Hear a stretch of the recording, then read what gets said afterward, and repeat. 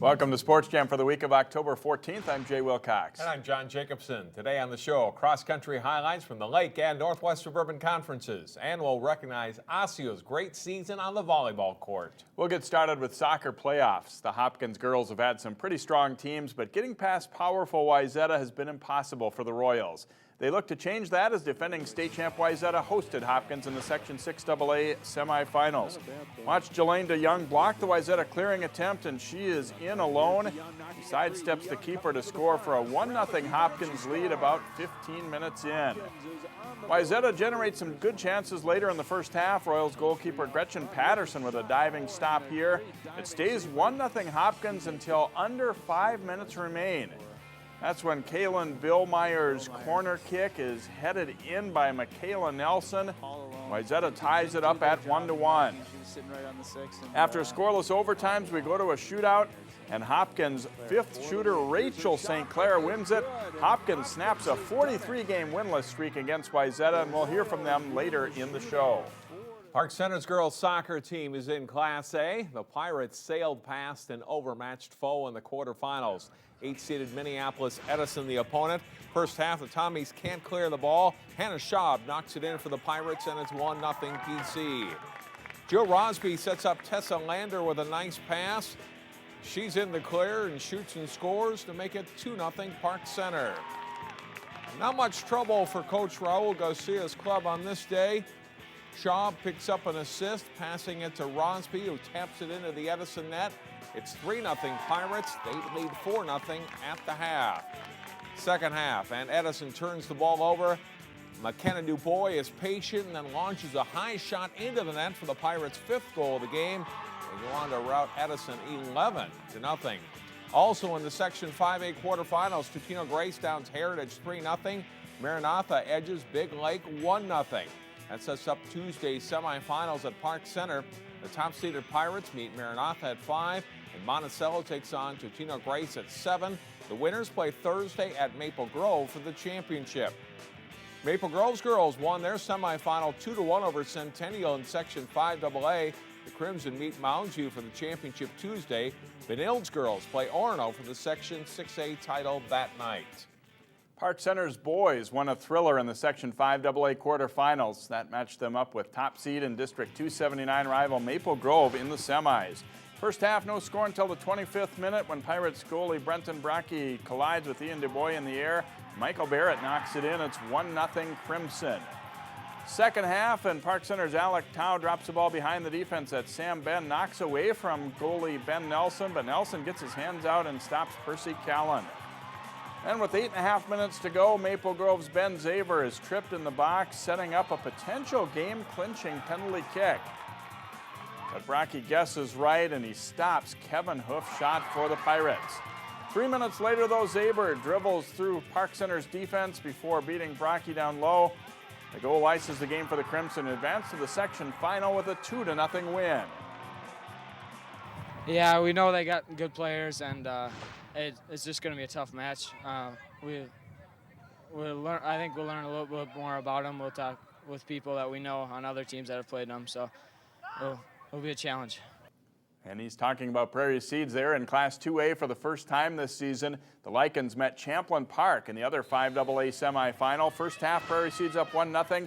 Calvin Lee with a cross into the middle that bounces to Alio Kamara, who rips a shot into the corner. Gives the Lycans a 2-0 lead. A few minutes later, Prairie Seed strikes again. Kamara sends a ball through to Marnier Peterson Darbaki, who slips a shot into the net. The Lycans lead 3-0, 10 minutes in. Champlin Park bounces back, though. They get one back on the free kick from Abdul Aziz Haji with 11 minutes left in the first half. They're within 3-1. In the second half, the Lycans can't handle Cyrus McLean's free kick, and Abbas Haji knocks it in. Champlin Park's within one, just over a minute into the half. 13 minutes later on another free kick, David Sarmiento finds Abbas Haji, who heads it in for what looks like the tying goal, but it is ruled offside. Prairie Seeds pulls away as Greystone Barlow puts a pretty shot away. The Lycans advance to the section final with a 5-2 win. Yeah, it's going to be a lot more different than the games from the past seasons, because I've been here for 4 years now, and not every game has been like necessarily easy, but we feel confident. We feel that we're a class above everyone else. So we want to go and prove that in a bigger stage this year. In Section 5A boys soccer, 4th-seeded Tutino Grace and 5th-seeded Columbia Heights went toe-to-toe in the quarterfinals. The Eagles, the home team for this match. Columbia Heights forward Kareem News maneuvers in for a hard shot on net. Great stop by Eagles goalie Brandon Hilliard to keep it scoreless. Still 0-0 in overtime when Walker Thiel tries to end it. But Heights goalie Sudad Amo Hussein moves well for a big man, and he makes the stop here. This one goes to a shootout. And the Eagles' Pierce Rothenbarker is on net, and he nets that goal, one of the Eagles to score. The Highlanders' Edgar Hora tries to extend the match, but Hilliard dives to knock his shot away. That's the end. Tutino Grace celebrates as the Eagles move into the semifinals with a 1-0 shootout win. Also in Section 5A, Heritage Christian beats Fridley 6-0. The semifinals are Tuesday at Osseo. It's Tutino Grace versus De La Salle at 5 and Heritage against St. Paul, Washington at 7. The championship is Thursday. Breck's boys are headed to the title game in 6A after beating Chaska 3-1 in the semifinals. Breck hosts Waconia in a rematch of last year's section final on Tuesday night. In Class 2A and Section 2A, Wayzata will play for the Section 6 championship, that is Class 2A. They beat St. Louis Park 2-0. The Trojans face top seed Minneapolis Southwest in the final Tuesday night. Section cross-country meets are coming up next week across the state. Some local conference championships were held late last week. Yale Woods Farm, the site for the Lake Conference Championships. Wayzata junior Anna French, the girls' winner, with a time of 14 minutes, 9.6 seconds. The Trojans dominate. Annika Lerdahl, Annika Halverson, and Mary Frank taking second, third, and fourth, respectively. Wayzata cruises to the team title. In the boys' race, Wayzata's Connor Olson is first in a time of 15 minutes, 44 seconds. Jarrett Carpenter is fourth for the Trojans. Aaron Breyer fifth. Ian Eklund seventh, and Andrew Quirk eighth. Wayzata's boys also win the team title. It's definitely exciting. We've seen a great change in our program from just a couple years ago. We're definitely become a really strong team, I think. It would be a disappointment if we didn't win state this year. I know we've been hungry last year, the year before that, and I think this is one of those years where we have the stars aligned for us to do something great. Wayzata's boys win with 25 team points. Edina is second, followed by Eden Prairie, Hopkins, and Minnetonka. Wayzata's girls even more dominant with a team score of 17. Well ahead of runner-up Edina. Eden Prairie finishes third with Minnetonka fourth and Hopkins fifth. 5 local teams are part of the 11-team Northwest Suburban Conference. The boys up first at the conference meet on a sunny afternoon at Elk River Golf Club. Elk River sophomore Lucas Trapp holds the lead down the stretch. He wins in a time of 16:24.7. Maple Grove's Mitchell Dickerson behind him in second place, his time 16:28.6.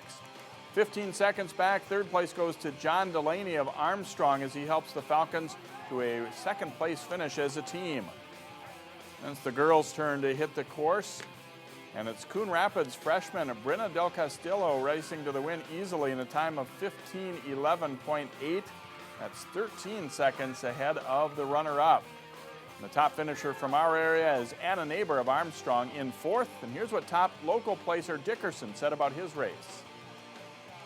It was a good race. It was a little hotter than we expected, but, it's all right. The guy ahead of me is a great runner. I tried to get him, but just couldn't. But, we got another 2 weeks to get there, and I think we'll be good. The Armstrong boys are second, well back of champion Centennial. Maple Grove wins a tiebreaker for third over Andover with Osseo in fifth. Champlain Park is 10th and Park Center 11th. Coon Rapids wins a tiebreaker over Anoka for the girls' title with Maple Grove taking third. Armstrong is 6th, Osseo 8th, Park Center 9th, and Champlain Park 11th. And the North Suburban and Tri-Metro meets are coming up this week. Next up on Sports Jam, the weekend football highlights, and later we'll catch up with an outstanding Osseo volleyball team.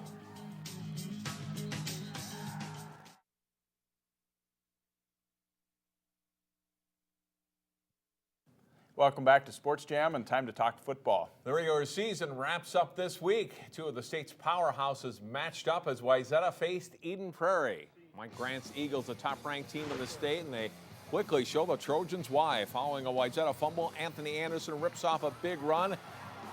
Finally brought down inside the 10-yard line, setting up an Eagles touchdown. Turnovers are a big problem for Wayzata in this one. Tanner Bedard is stripped and the Eagles recover deep in Trojans territory. That leads to a 10-yard touchdown run by quarterback Ryan Connolly and a 21-0 Eden Prairie lead. Wayzata tries the passing game, but Jake Marsh's pass intercepted by Alex Erkey. The Eagles get another score on the ensuing drive.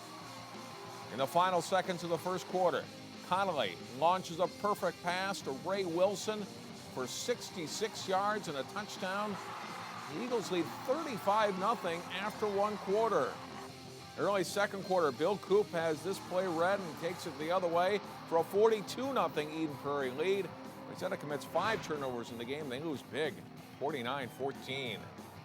Well, it was tough for Osseo not to look ahead to this week's matchup with Totino Grace that will decide the West Division title in the Northwest Suburban. First, the Orioles needed to take care of business against Elk River. After an early Elk score, Matt Medke throws to Josh Goldschmidt and watch him outfight the defender for the ball. The Orioles add a 2-point conversion. They lead it 8-7.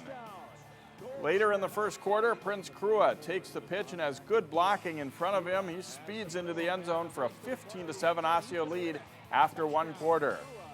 After another touchdown by Crua, Medke goes to the air, and 6'3" Connor Kittleson will win this jump ball, making it look easy for the touchdown and a 30-7 Orioles lead at halftime. Osseo wins 44-21, and they play at Totino Grace Wednesday for the conference title. Also in the Northwest Suburban, Champlin Park hosting Anoka. Anoka Stephen Barthold catches the swing pass, but coughs it up. Tony White gets to the ball first for Champlin Park. That leads to a touchdown for Namuni Wakolo, who powers in for the one, and it's 7-0 Rebels. After another Anoka turnover, Rebels quarterback Max Beekert rolls right, keeps it himself, weaving into the end zone for a score. Champlin Park jumps out to a 14-0 lead. It's a strong night for the Rebels D. Adam Kamrath reads a pass, steps in front of the Tornadoes receiver and picks it off. It doesn't take long for it to lead to points. Beekert hands off to Detrice Musumo. He'll get lost in the shuffle for a moment and then pops free. And they can't catch him. Musumo goes 64 yards for the score on a 200-yard night for him. Rebels lead at 21-3 at halftime. Champlin Park gets some breaks too. Anoka's Reed Lindsay bursts into the clear, and it looks like he'll score here. Watch number 21, Dan Dranger, strip the ball near the goal line. The Rebels recover. They go on to beat their rivals from Anoka, 21-10. Oh, it means so much to this team. We're going into playoff.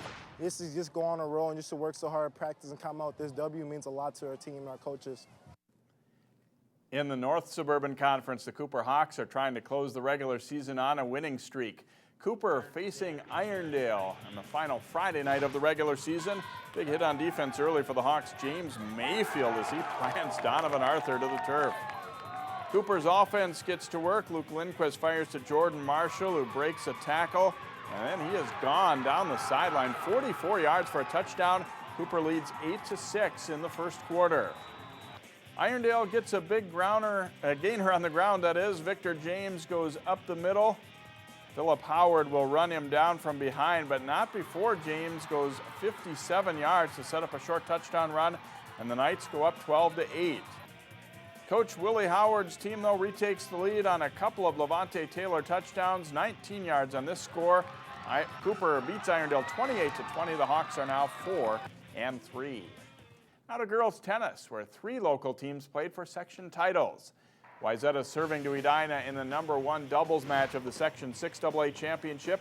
Wayzata's Sam Stevenson and Haley Nichols facing Mackenzie Marinovich and Kelly Rieger.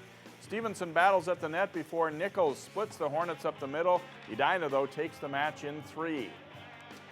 At #1 singles, Wayzata's Kelly Yang will serve, and then she comes in to fire a scorching forehand winner. Yang beats Caitlin Merzbacher 6-4, 6-4, but it's Wayzata's only win. At #2 singles, Sophia Reddy is in the near court for the Hornets against Sydney Farmer. Farmer will chip the short shot here, but Reddy gets to it and he eventually wins the battle at the net. Reddy wins 6-1, 6-love as Edina rolls past Wayzata 6-1. In Class A tennis, the Breck girls were the heavy favorite in the Section 4A final as the Mustangs met St. Paul Academy for a spot at state. Second doubles with Breck's Katie Schmoker serving to SPA's Eva Zaidmans and Ella Holmeyer. Schmoker's partner, Anna Zumwinkel, with a looping cross-court winner. The Mustangs duo wins their match 6-3, 6-4. Third singles, and Ellie McKenzie of Breck in the near court. She takes care of the high return by Isabel Brantjen for the point. McKenzie wins 6-love, 6-love. Number 2 singles, Sunny Tang of Breck in the near court playing the Spartans' Ari O'Brien. Tang racing to get a backhand swing on a ball that Bryan can't return. Tang takes the match 6-love, 6-1. SPA's Sonia Doss beat Breck's Patty Zhao in last year's Class A singles final. Doss gets the better of the Mustangs senior again this day at number 1 singles, but it's SBA's only team point. Breck advances to state with a 6-1 win. Providence Academy also advanced to state by winning Section 5A. True team section meets were held in girls swimming and diving over the weekend. The Wayzata girls rolled to a win in Section 5AA ahead of Mounds View. Osseo and Armstrong finished 3rd and 4th. Cooper is 6th, and Park Center 8th. The state true team meet is coming up this weekend at the University of Minnesota. And then regular section meets coming up in early November. Next up in our Sports Jam Spotlight, Jason Melillo highlights Osseo's Conference Championship volleyball run.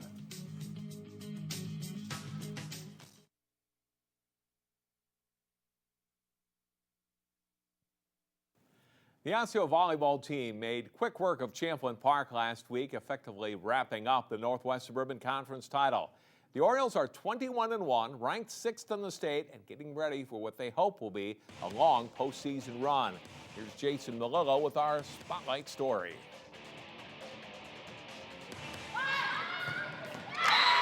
The Osseo volleyball team has dominated this season. In their 21 victories, the Orioles have 18 sweeps and have lost a total of just 6 games. At the beginning of the season, I knew we were going to have a good year. I knew we were going to have a good team, but I had no idea it was going to be this good. It just feels great, though, to go out and surprise everybody, kind of. Senior outside hitter Jackie Jones and senior setter Megan Pekarik bring 9 years of varsity experience to the court, but the Orioles also have a strong junior class led by Shia Sanders and Hannah Pekarik, plus a dynamic freshman hitter in Christina Bowe. The key is we have a lot of very versatile players who are all-around athletes and all-around volleyball players. They have high IQs. Age-wise, I don't think it's a real big deal, but I think there's a lot of experience on the floor, and they finally this year learning how to win and finish on a consistent basis.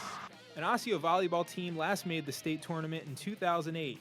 It's hard and usually unfair to compare teams, but Coach Bill Kwan does see similarities between his 08 team and this current group.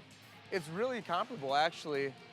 We have a nice setter, Megan Pekarik. We had 2 nice setters back then. We don't have a ton of size.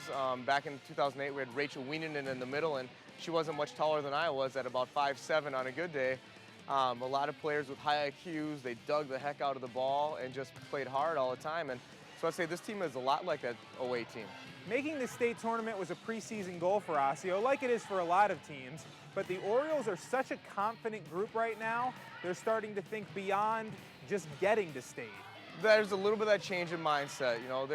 They see that they're taking care of business. We talked about in the past, teams that get to state versus the teams that win state, and it's about winning every game, winning every point. The point differential in matches is the ones that get to state barely win their games, and the ones that have a chance to win state over the course of the season take care of business and finish games in a hurry. And I think they've done that and taken that to heart. We've been focusing on it since the beginning of the season too, but now especially since we've been doing so well, it's a huge possibility. Osseo has a very good chance of entering the section tournament with just 1 loss. It's a cliche in sports that losing can be a good thing, that a team learns more from a loss than it does from a win. Maybe that's just a convenient way to explain losing. Either way, the Orioles aren't buying it and don't seem concerned about a near-perfect regular season affecting their play in the postseason. People keep telling us that we should lose, and that doesn't make any sense to me. If we're winning, we keep winning. I don't see a problem with that. We still get better. We learn from plays that don't go our way and everything. And I think we just need to keep getting better no matter what. It doesn't really matter the win and loss. Well, after 21 wins, the Orioles did lose their first match of the season Saturday, falling to Chanhassen in the championship of the Apple Valley Tournament. Osseo wraps up the regular season at a tournament in Moorhead this weekend. Next, we'll hear from the Hopkins girls soccer team following their upset of Wayzata in the Section 6AA tournament.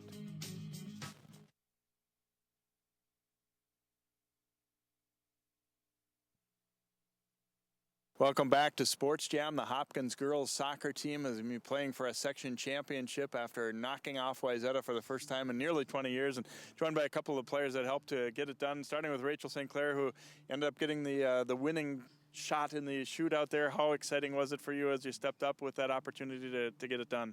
It was absolutely unbelievable. Like, we knew that we're good in shootouts and we finish, and just knowing that, having the confidence going up, being able to just put it there and winning it was absolutely indescribable. It was amazing.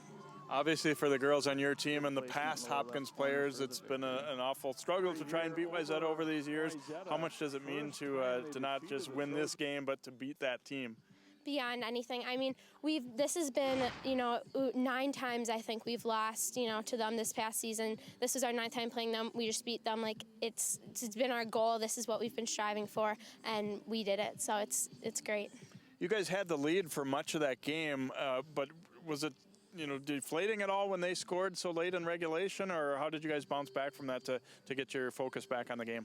It was, but we have like a positive spirit on our team. We work hard, we work for each other, and we knew, okay, it doesn't matter. Let's just go out there, do as much as we can to just try to get a goal back, and if it goes into shootout, fine, we'll do our best. You go from one opponent that you're real familiar with to another one on Tuesday now with Minnetonka. What do you expect from the Skippers? What will it take for Hopkins to win that one? Just positive attitude, working hard, moving as a unit, moving up and down the field, getting shots on net, just working. We know how they play, and just using our techniques and going out and just finishing. Great job in the semis. Good luck in the finals. Thank you. And Jelaine DeYoung, who scored the first goal of the game pretty early against Wayzata in that semifinal, and for a long time it looked like that might be the only goal of the game. What were you guys feeling as you went into that second half and more minutes were ticking off with them not scoring? We have a kind of a pass with them being up and them coming back and getting it. We knew they're good on set plays. We just wanted to limit the corners, and giving up 7+ corners is definitely not ideal, but we knew that if we were strong defensively, we could definitely get out in the win there, and that's what we did. Obviously last year they had a pretty dominant team. They would have been tough to beat, but this year did you guys come in with pretty good confidence, feeling that you were every bit as good as them? Yeah, this year is definitely the year everyone was excited. This is the year that Wayzata was going down. I know a lot of people had targets on Wayzata's back, them like being a major powerhouse the last few years. So this year definitely everyone was out to get them, and we knew we could beat them, and we finally did. You get a chance to celebrate a great win, but then you have to bounce back and be ready for another real good opponent with Minnetonka. What do you know about the Skippers? What do you think your team needs to do against them? Playing the Skippers a few times this year, and we just know that we have to use our flanks outside. They have a lot of speed on the outside and control it, mostly in the middle. They have a few star players, but we know that we as a unit, if we work together, everyone plays their best game, everyone has the same goal in the end, we can go out there with our passion and we'll get it. All right, great job so far this season, and good luck in that section final. Thank you. All right, Jelaine DeYoung and Rachel St. Clair, the Hopkins girls soccer team, they end a long streak against Wayzata. They move into the Section 6 championship. We'll be back to wrap up Sports Jam right after this. Our game of the week is a Wednesday football contest. Maple Grove looks to wrap up a conference title and an unbeaten season as they play Champlin Park. The game is live Wednesday on Channel 12 and our website. Catch the replays Thursday night at 7 and 10 p.m. And that's all for this week's show. See you next time here on Sports Jam.